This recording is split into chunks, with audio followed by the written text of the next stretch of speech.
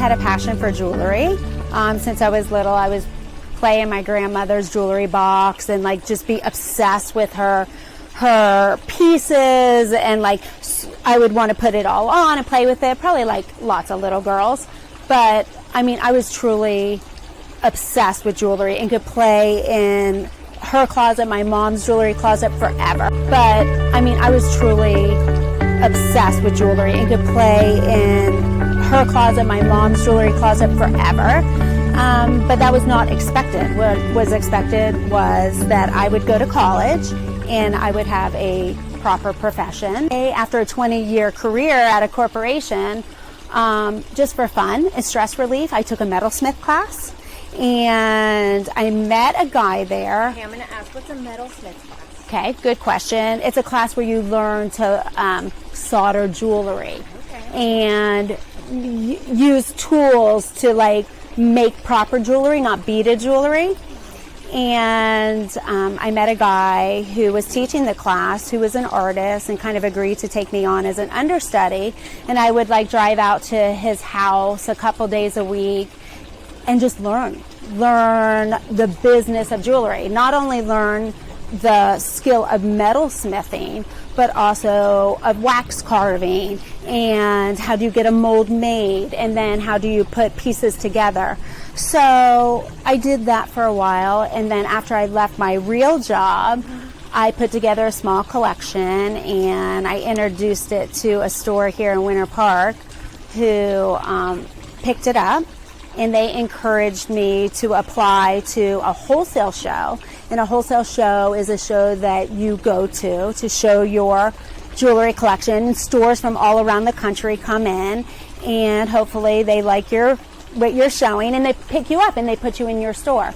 So I applied and I was accepted, and that led to a 10-year stint of being a wholesaler, which is selling to jewelry stores, and in turn they would sell to the general public. So that's how it kind of got started. And then over the last couple years, I've moved to a more of a retail model, and then last year, November 7th, it's almost been a year, we opened up this store, and now I have not only my website and run a retail model from there, but I also have a brick and mortar.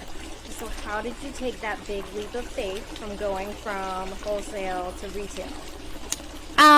It wasn't easy. That was really scary. It wasn't accepted for a long time in my industry. Our stores felt like the artists were competing with them for a while, but it became more acceptable. And as I wanted to touch my customer more, the end user, to get feedback, I got brave.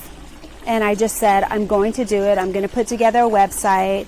It's not in an effort to compete with my stores. It's more in an effort to support them. And at that same time, social media was coming into play. And after I did it, I immediately thought, I should have done this years ago, and slowly added the social media part, and then eventually went completely retail. Love that. And I love how you said it was scary. It was so scary. And I don't think people realize how scary it is to go out and do things, like this big on your own. Yeah. I think we think people that do these things that they just know and they're different, they're brave, they can take on these challenges. So I love that you shared that. I think that's awesome. And anytime, and anytime you are an entrepreneur, it's scary. There's so much you don't know. Yes.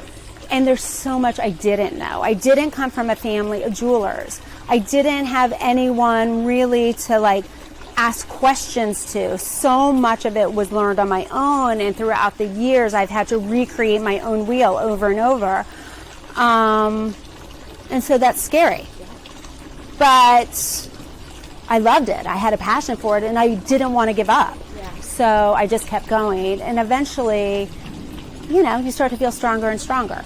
Okay, so one of the things that I did not know that I loved that I found out was that you actually do a lot of custom pieces, that it's not just things that you've already made. So can you tell us a little bit about your custom work? So when I was a wholesaler, I had to have a collection, and that's something you sell to stores where they're like, we want 35A. and we want it in yellow, golden, and white gold. And that is part of your collection, your line, what you might put out for this season. So I was small, so I didn't put out, I maybe would put out a collection every year or two. But then as I became a retailer, more people would come to me and want to redo their wedding ring or change out their earrings or whatever. So my custom business grew and grew. And now it's about half of my business. Half of my business is working with clients individually to custom make them pieces, redo their pieces, make them new pieces. Now during COVID, so many people are home and they actually have a chance to look through things they've inherited or jewelry they haven't worn in years, and they are reimagining what their pieces can be.